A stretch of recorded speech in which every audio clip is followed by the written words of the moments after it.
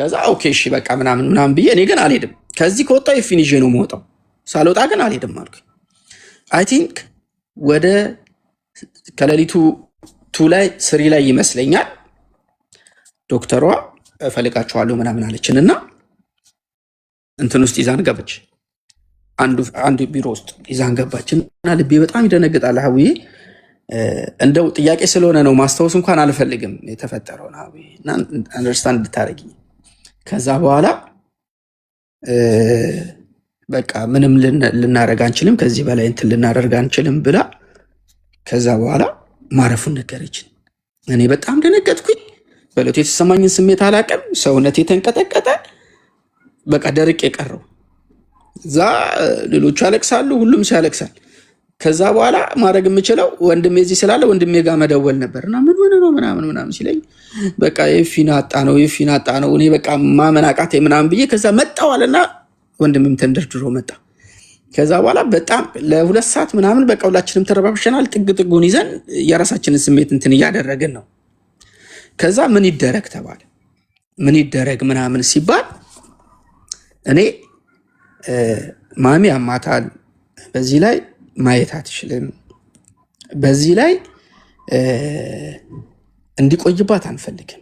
አሁን መስራት ያለብን ይህንን ነገር ወደ ኢትዮጵያ ይዘን ለመሄድ የሚያስፈልገው። ስለዚህ ምን ያስፈልጋል? ከቤተሰብ አንድ ሰው ያስፈልጋል ተባልን፣ ስናጣራ ማለት ነው። ከዛ በኋላ ዳግም ጋር ደወልንና ኤፊ ትንሽ ስላመመው እንድትመጪ እንፈልጋለን፣ አሞታል እና ዳግም ትምጣ እያለ ነው ብለው ደወሉላት። ማን ደወልላት አላውቅም፣ ግን ደውሉላት ሲል ከዛ በኋላ አይ እኔ አሁን ልጅ ስለታመመብኝ መምጣት አልችልም ምናምን አለች። ከዛ በኋላ መምጣት አልችልም ምናምን ስትል ኦኬ እንደዛ ከሆነ በቃ እኔን ነገራት፣ ለእሷ ነገራት፣ ለቤተሰቦቹ ግን እንዳይሰሙ። ምክንያቱም እንትን ሬሳ ይዞ መሄድ ፕሮሰስ ሊኖረው ስለሚችል እሱ ፕሮሰስ እስኪሳካ ድረስ ማሚ በሀዘን ውስጥ እንዳትጎዳ። የኤፊ ሲያወራኝ የኤፊ ወንድም በህይወት ስታጣ ነው ማሚ እንደዚህ አይነት ሀዘን ውስጥ ገብታ አይኗ የታመመው፣ ድጋሚ እንደዚህ እንዳይፈጠር ምናምን የሚል ሀሳብ አቀረብኩኝ። እሺ ምናምን አለ። ለዳግም የተነገራት አሁኑኑ ትኬት ቆረጡልኝ አለች። የእኔ ታናሽ ወንድም ትኬት ቆረጠላት፣ ቪዛ ደግሞ ተሰራላት። ያኔ አክቲቭ ነበር አይደል? ቪዛ ወዲያው ነበር የሚወጣው አይደል? መጣች። እንደመጣች ምን ተፈጠረ፣ ምን ተባለ፣ ምን ተደረገ አላቅም። ኤርፖርት ሄዶ ተቀበሏት። ከዛ በኋላ ቀጥታ ወደ ቤት ነው የገባችው። ከዛ በበነጋታው ወደ ሆስፒታል ሄደችው። እኛ ግን አሁን እዚህ ኮሜንታተሮች እንደሚጽፉት ምን ነበር ህመሙ፣ ምንድን የታመሙ እንደሚባል ስለሚታወቅ እነሱ ሰዎች ልጅ ትልልቅ ሰዎች ናቸው። አሁን ነሚኪ ኢሳያስ ምናምን የሚባሉት ገባሽ? እያንዳንዱን የህመም አይነት የሞተበትን እንትኑን ህመሙ ምን ነበር ሰርተክፌቱ ላይ ይጻፋል እኮ አይደል? ቴንኪው አቡዬ። እሱን ሁላ ተጽፎ እሱ አለኝ ልክልሻለሁ። ዋትስአፕ ላይ ማስተርጎምም ማንበብም ትችያለሽ ብላኛል። ዴዝ ሰርተክፌት አለ በቃ አለ። አሁን እኔ እንደዚህ ታሞ ነው እንደዚህ ሆኖ እንትን ገብቶበት ምናምን የሚለው ውስጥም አልገባውም አቡዬ። ምክንያቱም አላቅም፣ እውቀቱም የለኝም። ሁለተኛ እኔ ደንግጫለሁ። 4 ቀን ነው የፈጀው ብዬሻለሁ እንትኑን ለመውሰድ። 4 ቀን እንቅልፍ የለም። ተበታትነን ነው የምንሰራው። መጨረሻ ላይ ቢያንስ ኤፊ ዱባይ ላይ ሲኖር ለቸርች በጣም ብዙ አስተዋጽኦ አድርጓል ለቤተ ክርስቲያን። ስለዚህ የቤተ ክርስቲያን ሰዎች መሸኘት ይፈልጋሉ፣ ያውቃሉ። አሁን እዚህ ውስጥ ያሉ ሰዎች ካሉ የፋሲካና የኤፊ ግንኙነት ምንድን ነበር የሚለውን ያውቃሉ። ቸርች ላይ ያሉ ሰዎች ካሉ ማለት በቃ በቸርች ሰዎች ይሰናበቱት ተብሎ ትልቅ ፕሮግራም ተደረገ። እንደነገር የሱ ሞት ድንገተኛ ሞት ነው አይደል? ታሞ ሐኪም ቤት አልተኛም፣ ታሞ ለወራት ቤት አልተኛም፣ አልጋ ላይ አልወደቀም። ዛሬ ታመመ፣ ነገ ሞተ፣ ድንገተኛ። እዛ ግን ይመላለስ እንደነበር ይፍ ይነግሮኛል። ነግርሽ ለፎቶ ልኮልኛል። ለሷ ታዲያ ለሚስቱ እኮ እንደነ ሊሞት 2 ቀን ምናምን ሲቀሩ በጣም ነይ እያለ እያጣደፋት ነበር። ነይ ቶሎ እያለ ይህንን ነግራሃለች? ታውቅ ነበር? እንትን አላቅም አቡዬ። ኤፊም አልነገረኝ፣ እሷም አላቅም። ነይ ቶሎ ነይ ቶሎ እያላት ነበር። በቃ ነይ ቶሎ። እንዲህ ምንድን ነው የምታስጨንቀኝ? ቆይ ልጅ ታሞብኛል፣ ልጁን ላሳክም ስትለው ከነ ልጁ ነይ እዚህ ይታከማል እያላት ነበር። እሷ እንዳለችው ይህንን ነገር እኔ አላቅም። ምክንያቱም ኤፊም አልነገረኝም፣ እሷም አልነገረችኝም። እኔ አላቅም። አሁን ቸርች ፕሮግራም ላይ ሰው እየተሰበሰበ ነው እና ቢያንስ በቃ ሽኝቱ ላይ ተገኝ ምናምን ብለው እንግዲህ ኦርቶዶክስ፣ ጴንጤ፣ ሙስሊም የሚባልበት አይደለም። በቃ ለቸርች ነው። ሁሉንም ኤፊ ያውቃል። ለሁሉም ነው የሚደርሰው። ኤፊ ሁሉንም ነው የሚያግዘው። ስለዚህ ነይ ምናምን ስትባል አልመጣም አለች። ደክሞኛል፣ እኔ መሄድ አልፈልግም ምናምን አለች። ኦኬ በቃ እሺ ምናምን ብለን ማናት መላክ መንሱር ማን ነው?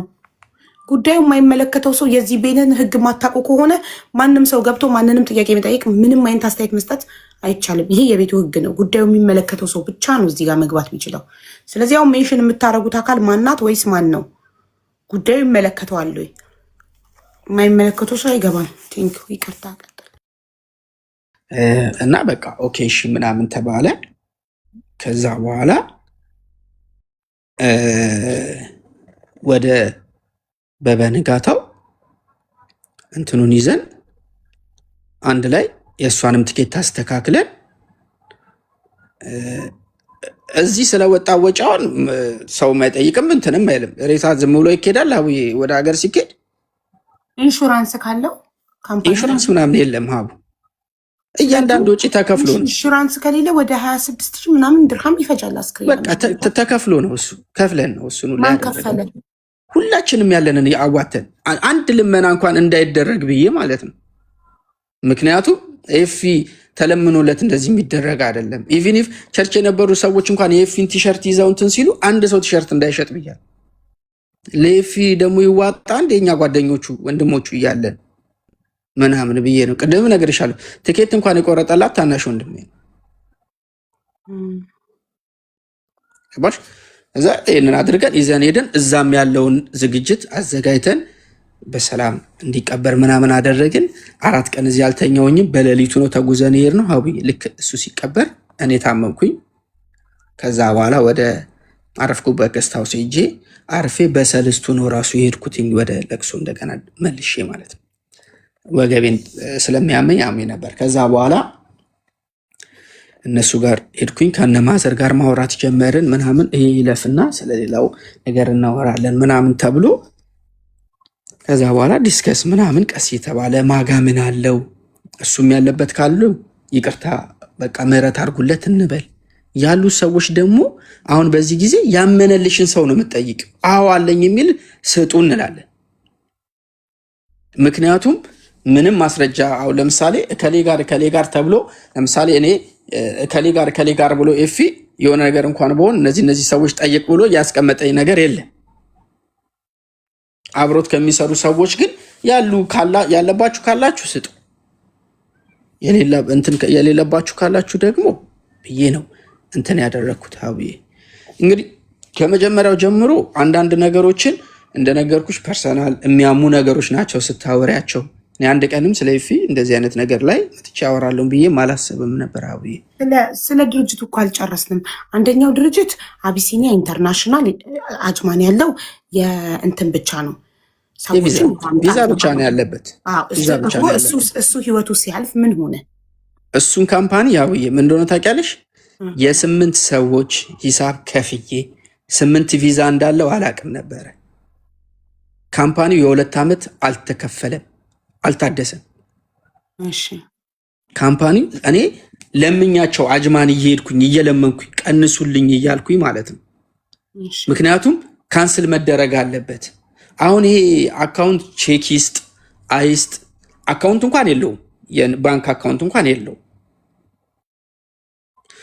ቼክ ይስጥ አይስጥ ምን ይስጥ አይስጥ አላቅም። ነገ እኔ ላይ ምን እንደሚመጣ አላቅም። አብዬ እኔ ደግሞ የዛን ጊዜ 5 ወር ነው 6 ወር ነው ቪዜ ሊቃጠል ቀርቶት የነበረው። ስለዚህ ማዘጋት ነበረብኝ። 10%ን ይዘው የአቢሲኒያ ጠየቁ።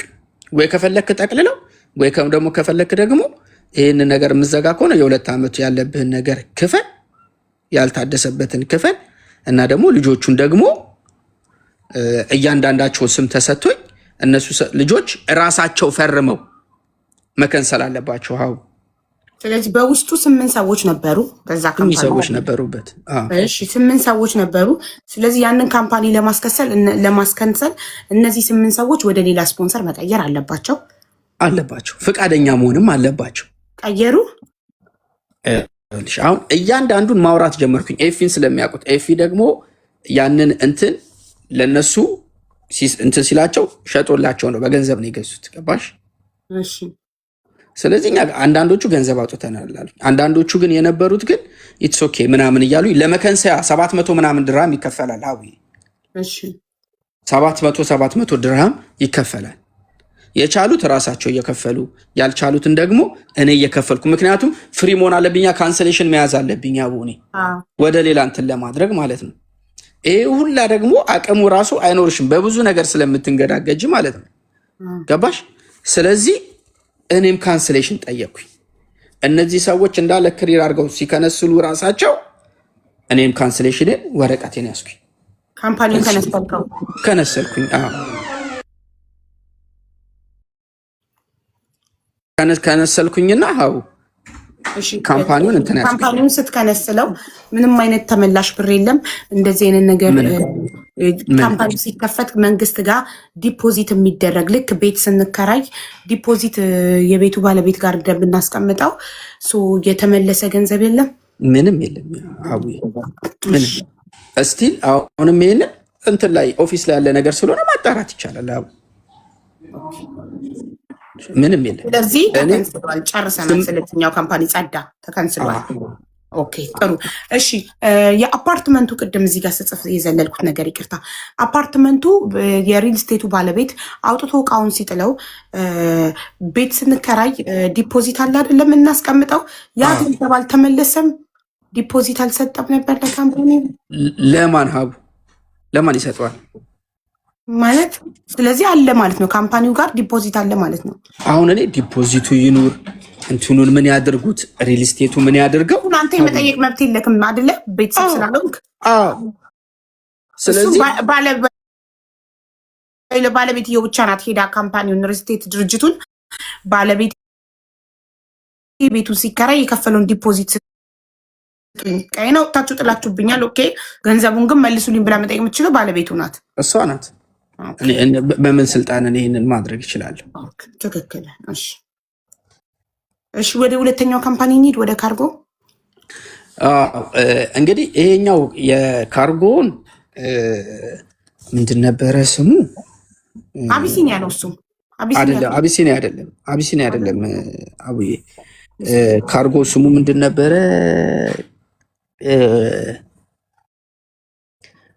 እንትን ወደዚህ ወደ ፌስቲቫል ሲቲ አካባቢ ነበር ካርጎ እንትን ተከራይቶ የነበረው አዳራሽ ነገር ተከራይቶ የነበረው እና ስሙን ሳስታውሰው ልንገርሽ፣ ስለሱ ላውራ። የማውቀውን ነው፣ እዛ ላይ እኔ የለሁበትም ሀቡዬ። ሼር ያሉበትን ሰዎች ታውቃቸዋለህ? አላውቃቸውም፣ የእውነት አላውቃቸውም። የምትለው ብቻው ነው። ኢትዮጵያ ውስጥ ንብረት ሽጦ ነው መጥቶ ዱባይ የካርጎ ካምፓኒውን የከፈተው እና የባለቤቴ የብቻው ነው የምትለው። እኔ ሼር ይኑረው አይኑረው ስለዛ ካምፓኒ ብዙም አውቀው ነገር የለኝም ሀቡዬ። እሺ እሱ ሲሞት ምን ሆነ ካምፓኒ? አንዴ ሄደን ሰውየውን እናውራ ምናምን ብለን ሄደን ስቲል አሁንም እዛ ቦታ ላይ ማንኛውም ሰው ካለ ይዞ መሄድ ይችላል፣ ማየት ይቻላል ማለት ነው። እና ሰውየውን እናውራው እና እስቲ ይህንን ነገር ምንድን ነው ያለው ነገር እንዴት መሰለሽ፣ እንደዚህ በጣም ብዙ እንትን ናቸው፣ በፓርቲሽን የተከፈሉ መጋዘኖች ናቸው። እዛ ጋር ስፔር ፓርት የሚሸጥ አለ፣ መኪና የሚጠግን አለ፣ ምን አለ ግቢ ሆኖ ትልቅዬ ማለት ነው። ገባሽ? ከዛ አንዱን ክፍል ነው የተከራየው። ኤፊ ፓይነር ነው የሚባለው። ፓይነር የካርጎ ካምፓኒው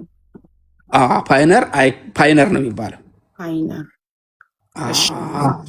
እና ሄደን ስናናገረው አይ ቲንክ ኤፊ 3 ወር ምናምን ሰርቶበታል። ከዛ በኋላ እዚህ ቤት ስትከራይ እንዴት ነው የአመት በቼክ አይደለም የምትከፊው? አዎ ከዛ በየቼኩ አይደለ እንትን የምታደርጊው ያልተከፈለ ቼክ አለ እዚህ ጋር ቼክ ይዞብኛል ቼክ ይዣለው ያልከፈለኝም 3 ወር እና የት አለ ስፈልገው ነበር ስልኩ አይሰራም ምናምን አለ። ከዛ በኋላ ብዙ እንግሊዘኛ ስለማያወራ አረብኛ ነገር ነበር ስለማያወራ በአረብኛ ምናምን አወሩት እሱ እንደሌለ ምናምን ነገሩት በህይወት እንደሌለ በጣም አዘነ። ከዛ በኋላ እንትና ይሄ ፓይነር አይከን የሚባለው ማለት ነው ሲጀመር እንትኑንም ምን ያላቀውም የነበረበትንም ስታሰስ አላቀውም ኤፊን ለማድረስ ነበር እዛ የሚሄደው አደርሰዋለሁ። ከዛ እኔ ወደ ራሴ ስራ ሄዳለሁ። ከዛ ከጨረስክና ምናምን ይለኛል ሄጄ ፒክ አደርገዋለሁ ምናምን የሰዎች እቃ እያስቀመጠ እንደ ኪራይ እንደሚቀበል አቅ ነበር። ከዛ ኮንቲነር ሲሞላ ወደ ካርጎ ይላካል። በኮንቲነር ይመጣና ጭኖት ይሄዳል። ኮንቲነር ይመጣና ጭኖት ይሄዳል። ስለ እንትኑ ምንም ይሄን ያህል የማውቀው ነገር የለኝም እኮ አሁን ላይ ማለት ነው። የካርጎ አለ ተዘግቶ እቃዎቹ ውስጥ ተቀምጠዋል። ኖ አይ ቲንክ እቃዎቹ ካርጎ ሲባል እኮ ባዶ እንትን እኮ ነው ያለው። ባዶ ነው። የከስተመር እቃም የለም። የከስተመር እቃዎቹን ከስተመሮቹ የተቀመጠበትን ለሰውየው እየከፈሉ ወሰዱ መሰለኝ። ብዙ ሂንቱ የለኝም። ንብረቶቻቸውን ወሰዱ። የራሱ የሆነ የሟች የኤፍሬም የሆነም ንብረት የለም እዛ ውስጥ እንደ ኮምፒውተር፣ እንደ ኦፊስ ወንበር፣ እንደ ቴብል ኦፊስ ወንበር እና ኮምፒውተር ምናምን ነበረ እዛ የሚቀመጥባት እሱ ምናምን ማለት ነው። እና ከላይ የተሰራ እንትን ነው እሱ። ምን ይደረግ ምን ይሁን ምናምን እኔ ምንም የማውቀው ጉዳይ የለኝም ሀቡዬ። ምክንያቱም ሰውየውም ገንዘብ ይጠይቃል አከራዩም ማለት ነው። የምን የክራይ ነው? የምን ገንዘብ ነው የሚጠይቀው? የኪራይ ስንት ወር ነበረበት? እናንተ ቤዳችሁ በጠይቃችሁ ሰዓት የስንት ወር ነበረበት? ሁለተኛው ቼክ መጥቷል እያለ ነበር። የሁለት ወር 2 ቼክ ማለት የ6 ወር ማለት ነው ሀቡዬ። የ3 ወር አይደለም የምከፍዩ እንጂ በየወሩ ነው እንጂ ከሳላሪ ዲዳክት የሚደረገው ምን። ስለዚህ 2 ቼክ ከሆነ የ2 ወር ነው። የምንድን ሀቡዬ? 6 ወር ከሆነማ የ6 ወር ከሆነማ 6 ቼክ ነው የሚሆነው አይደለም። የአመት ስትከራይ በ4 ቼክ ስትከራይ እንዴት ነው የሚሆነው? የ3 ወር ነበር የተከራየው።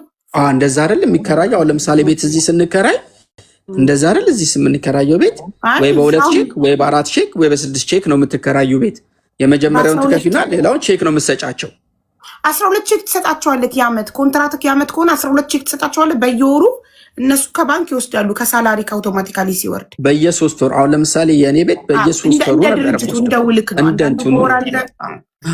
ስለዚህ የ6 ወር የቤት ኪራይ ስለነበረ 2 ቼክ አለኝ 2 ቼክ አልተከፈለኝ አለ እያለ ሲከራከር እንደነበር ነው እማውቀው። ኦኬ የ6 ወር ኪራይ ማለት ነው 2 ቼክ ከሆነ የ6 ወር። ስለዚህ የ6 ወር ኪራይ ስለነበረበት እቃው ተንጣጣ በዛ ንብረት። እኔ የእውነት ለመናገር ሀቡዬ ስለ ፓይነር ብዙ ነገር አላውቅም። ማን ነው የሚያውቀው?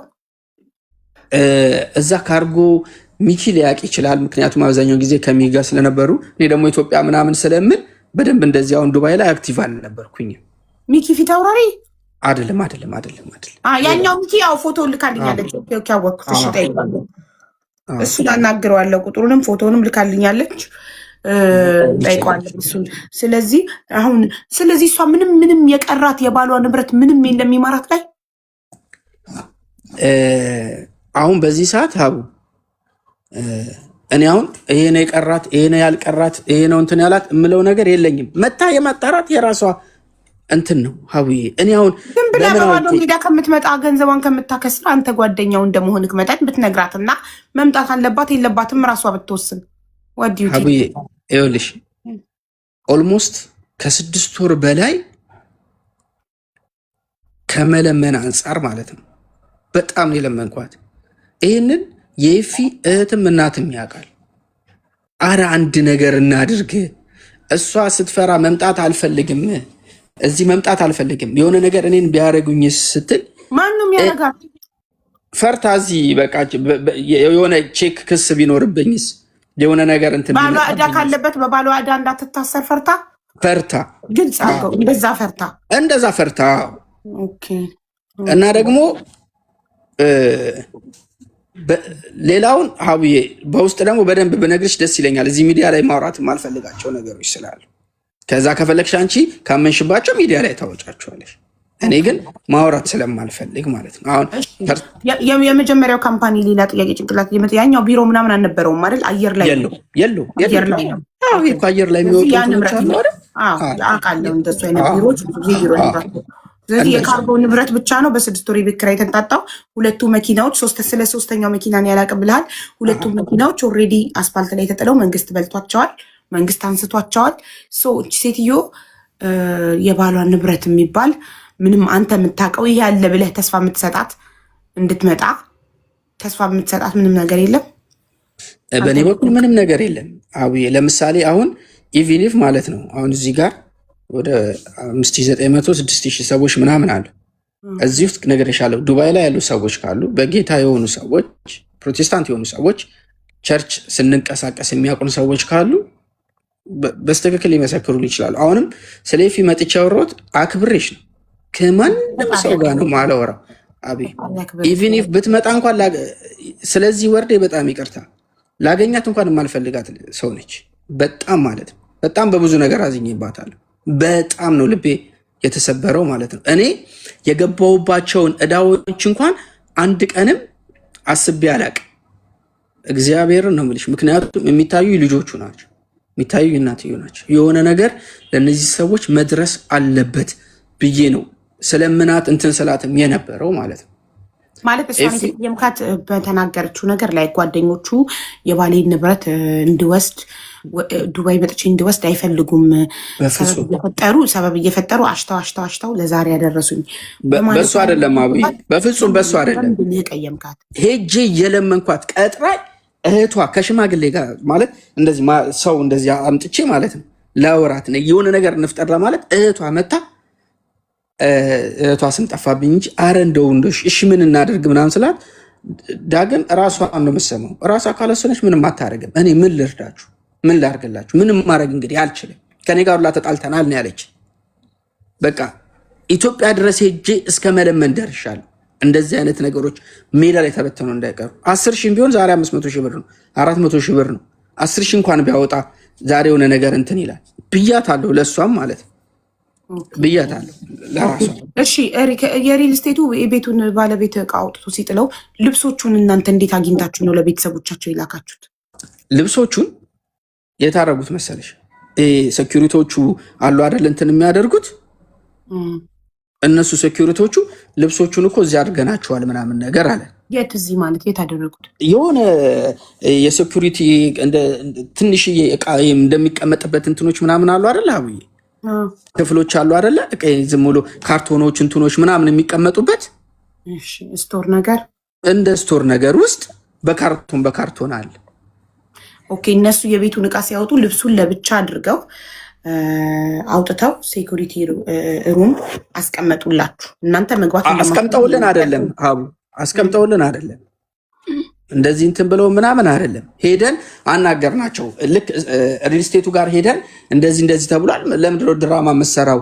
እኛ በኢሜል አሳውቀናት የለም ወይ ለሷ በዚህ ቀን መተሽ ካልወሰሽ እንዴት እናንተን እቃው ከወጣና ጽዳት ላይ ከገባ ቀለም ከተጀመረ በኋላ እንዴት እናንተን እንዴት ትላላችሁ አለች ሲለ ከዛ በኋላ ከሚክ ጋር ነበርን። መጣና ሴኩሪቲውን እንዴት ሁሉንም ነገር እንደዚህ ያደርጋሉ? ለምን እንደዚህ እንትን ይላል? እንዴት እንደዚህ ታደርጋላችሁ? ይሄ ምናምን ይሄን ያህል ጊዜ ጠብቋቸውን አላውቅም። እዛ ሪል ስቴቱ ጋር ሄዱና ጠይቁ ምናምን አለን። ከዛ በኋላ በቃ ሁሉንም ነገር እንትን አደረጉ ምናምን ስንል ልብስ ነገር ምናምን አለ ከፈለጋችሁ ልብስ ነገር እንትን ውስጥ አስቀምጠን ነበር አሉ። ኢቭን ኢፍ ጫማ እንኳን አንድ አልሰጠንም። እንግዲህ ሊጠቀሙበት ፈልገ ይሆን ምን ይሁን አላውቅም። እኔ በቃ ልብሱን ወሰድኩኝና በቃ ቢያንስ እኔ አንሶሎውን እንኳን ላክልኝ እያለች ነበር ማሚ። እንደው ጠረኑን እንኳን የልጅን ጠረን እንኳን ያለበት ስትለኝ በቃ ገንዘብ ከማጣቴ ማለት ነው። ይሄንን እህትዮን ስታወሪ ጠይቃት። ገንዘብ ስላልነበረኝ አቡ አረ መላኪያ እንኳን ሜሪ ላኪልኝና በቃ ልላክልሽ ብዬ ሜሮም መላኪያ ልካልኝ ነው የላኩትኛለን እንዳለ ግብስብስ እንዳለ እዛ ውስጥ እንትን አድርጌ በካርጎ አርጌ ላኩላት። መላኪያ እንኳን ልካልኝ ማለት እኔ የነበርኩበትን ችግር በውስጥ ነው ማወራሽ አቡዬ። በጣም ብዙ ችግሮች ነው የተፈጠሩት። ሳሪ እንኳን ነገርኩሽ እኔ የማላቀው ነገር ሳሪ ጋር እንኳን ተፈጥሮ ምህረት አድርጋልኝ ነው። ሳሪ ኦልሞስት ከ200 ምናምን ሺህ ድርሃም በላይ በማላቅ እሱ እነግርሻለሁ በውስጥ ማለት ነው። እንዲህ ነው ማለት ስለማልፈልግ ማለት ነው። ይሄን ሁላ ግን ታውቃለች ዳግም መላኪያ እንኳን እሷ እንትን አድርጋ ነው እቃውን የላኩላት። መላኪያ እንኳን አጥቼ ማለት ነው አጥቼ በቀላኪሊ ብዬ ላኩላት። እሺ የህዝቡ ጥያቄ ደግሞ ኮመንት ላይ አካውንት ውስጥ ባላንሱ ዜሮ እንደሆነ በምን አወክ? የሰው አካውንት ቼክ ማድረግ ይቻላል ወይስ ውክልና አለክ? የምን ባላንስ? ስለ ባላንስ መች አወራሁኝ? ዜሮ ነው አለው 1 ብር ነው 2 ብር ነው መች አልኩኝ? በምን ይህንን ነገር እኔ በምን እንትንስ ማድረግ ይችላል? የሰው አካውንት እኮ ነው ዱባይ እኮ ነው ያለው። አለኝ ብላለች እሷ አለኝ ብላችሁ ነው እሷ። እኔ እዚህ ጋር ከገባ በኋላ ሲል አልሰማሁም። ላይቭ ሪካርዱንም አውጥተን ማየት እንችላለን። አካውንት ውስጥ ዜሮ ነው ያለው ማን ነው? እኔ አልሰማሁም። እሺ ስለዚህ አካውንት ውስጥ ገንዘብ አለ የለም ማንም ቼክ ማድረግ አይችልም። ኦኬ ምናልባት እንትኑን ይሆናል ሀቡ ይሄ ሰውየው 2 ቼክ አለኝ 2 ቼክ ያልከፈለኝ አለኝ አለ የሚለውን ሊሉ ፈልገው ከሆነ አላውቅም። ለእኛ ያለንን ነው። ምክንያቱም ቼክ ይዘሽ ስትሄጂ ስታስገቢው ከመለሰልሽ ገንዘብ የለውም። አዎ ዜሮ እንትን ከሆነ ደረጃ አማውንቱን ካልሞላልሽ ለምሳሌ 10 ሺህ ብር ቢሆን የሚከፈለው 9 ሺህ ብር ቢኖረው ቼኩን ይመልሰዋል እንጂ 9 ሺህ ብር ሰጥቶ 1 ሺህ ብር ይቀረዋል አይልም። ኢንኤፊሽንት ነው የሚለው። እሱን ከሆነ እሱን ለማለት ፈልጋችሁ ከሆነ አከራዩ ነው የነገረው። እንግዲህ የ6 ወር የቤት ኪራይ 2 ቼክ አለ 2 ቼክ አለኝ። ይህንን ያላችሁ መቼ ነው? የካርጎ ካምፓኒው አከራዩ ይህንን ያለን ከሞተ ከስንት ጊዜ በኋላ ነው እዛ ሄዳችሁት? እንደነገርኩሽ እኔ ወደ ኤፊ ከሞተ በኋላ ኢትዮጵያ ተቀምጫለሁ። ወደ 2 ወር ተቀምጬ ነው ወደዚህ የመጣው። የቤቱ ዕቃ የወጣው ከ4 ወር በኋላ ነው። ከሞተ ከ4 ወር በኋላ 4 ወር ሪል ስቴቱ ታግሶ ጠብቆ ከ4 ወር በኋላ አውጥቶ ዕቃውን ጥሏል። እሺ የካርጎ ካምፓኒ ሄዳችሁት? የካርጎ ነው ይኸውልሽ፣ እኔ 2 ወር ቆይቻለሁ። ከዛ ከመጣው ልክ እንደመጣሁኝ ማስተካከል ስለነበረብኝ እኔ ደግሞ ቪዛዬን መከነሳሰል ምናምን ስለነበረብኝ ቀጥታ ወደዚህ ፕሮሰስ ውስጥ ገብቼ ገና 8 ሰዎች መፈለግ ራሱን የቻለ ሌላ ቦታ ነው። አንዳንዶቹ ኢትዮጵያ ናቸው። አንዳንዶቹ በቃ ለመግባት ለመውጣት ብቻ ነው ቪዛውን የፈልገውት የነበረው። ገባሽ? እሱን በስንት ጊዜ ነው የከነሰልከው? በሞተ በስንት ወር እሱን ካምፓኒ የከነሰልከው? ሞተ በ3 ወሩ ምናምን ውስጥ። ኦኬ 3 ወር። እሺ እንትን ውስጥ የቤት ውስጥ የካርጎ ይሄዳችሁ አከራዩ 2 ቼክ ባዶ ያልተከፈለ እኔ ከኢትዮጵያ እንደመጣ 2 ወር ቆይቼ እንደመጣው እንደነገርኩሽ ካንስሌሽን ምናምን ላይ ጀማምሬ በመሃል ነው። ከዛ በኋላ ሄደን የነበር ከ2 ወር እስከ 3 ወር ባለው መሃል ውስጥ ጊዜ ውስጥ ነው ሄደን እንደዚህ ያወራ ነው። አንዴ ነው የሄድኩትኝ። ከዛ በኋላ ጉዳዩን ዞር ብዬ ማላየሁትኝ። ኦኬ ጥሩ። እሺ የካርጎ ጋር ይሄኛውን ከ3 ወር በኋላ ነው የካርጎ ጋር የሄዳችሁት እኮ። የካርጎን አይደል አሁን የጠየቅሽኝ? የሰውየው ያኛውን የተነሰልከው ከ3 ወር በኋላ ነው አልከኝ። የመጀመሪያውን ካምፓኒ ከመጣው ከዛ ደግሞ ይሄኛው የካርጎስ ደግሞ ከስንት ወር በኋላ? እሱን አልኩሽ እኮ ከ2 ወር እስከ 3 ወር ባለው ጊዜ ውስጥ ነው ይሄንን እያደረኩኝ በመሀል ሄድኩት። መጀመሪያ የካርጎ ጋር ነው የሄዳችሁት ማለት ነው አይደለም? ይሄንን ፕሮሰስ ጀምሬ አቡዬ ወዲያው እኮ አይከነሱልሽም አይደለ? 8ቱን ራሱ ለማግኘት ራሱን የቻለ ፕሮሰስ አለው አይደል? ሁለተኛ ፊርማቸውም ያስፈልጋል የ8ቱን ፈቅደው። ምክንያቱም ደሞዝ ምናምን ይጠየቃሉ። የተከለከላችሁት ነገር አለ ወይ ምናምን ይባላሉ እኮ። ይሄኛውን ፕሮሰስ ጀምረህ እሱ ፕሮሰስ ላይ እያለ በጎን ደግሞ ይሄኛው በቃ አብሬያቸው ሄድኩኝ። ወደዛ አብሬያቸው ሄድኩኝ። እሱን ከ3 ወር እንለዋለን። ከሞተ ከ3 ወር ማክሲመም እንደዛ ብሎ መያዝ። አሁን የእሱ ንብረት ነፍሱን ይማረውና 13 ዓመት ኢማራት ላይ የለፋበት ንብረት እንደዚህ ብክንክን ብሎ የቀረው የቤት ንብረቱም የተጣለው መኪናውን በየሜዳው ተጥሎ በለድያ ያነሳው ማለት ሰው ስለሌለው ነው። እኔ የምልሽ ወንድም የእናት ልጅ ስጋ ወንድም ቤተሰብ ቢኖረው ኢማራት ላይ መቼም 13 ዓመት በሰው ሀገር የለፋበት ላቡ እንደዚህ አይባክንም ነበረ። ቤተሰብ ቢኖር ቶሎ የሚጨርሰውን ጨርሶ ገንዘቡን ወስዶ ለልጆቹ፣ ለምን ይሄ የልጆቹ ነው። ይቅርታ አሁን እዚህ ጋር አንድ ነገር ልንገርሽ። እኔ 13 ዓመት እዚህ ይኖራል ኤፊ። እኔ ኦልሞስት አሁን 4 ዓመት ምናምን ወደ 5 ዓመት ሊሆነ ነው። ኢትዮጵያ ላይ ምንም የለውም ነበር፣ ምንም ነገር የለውም አለችሽ። ቤቱን ሽጦ ነው አሁን ጭራሽ ተቸግሬያለሁ ነው እያለች ያለችው። ኢትዮጵያ ላይ እኔ እንኳን የማውቀውን ነገር ልንገርሽ፣ ኢትዮጵያ ላይ የተገዙ ቤቶች አሉ። አሁን እኔ ቤት መሸጡን ምናምን እግዚአብሔር በሚያውቀው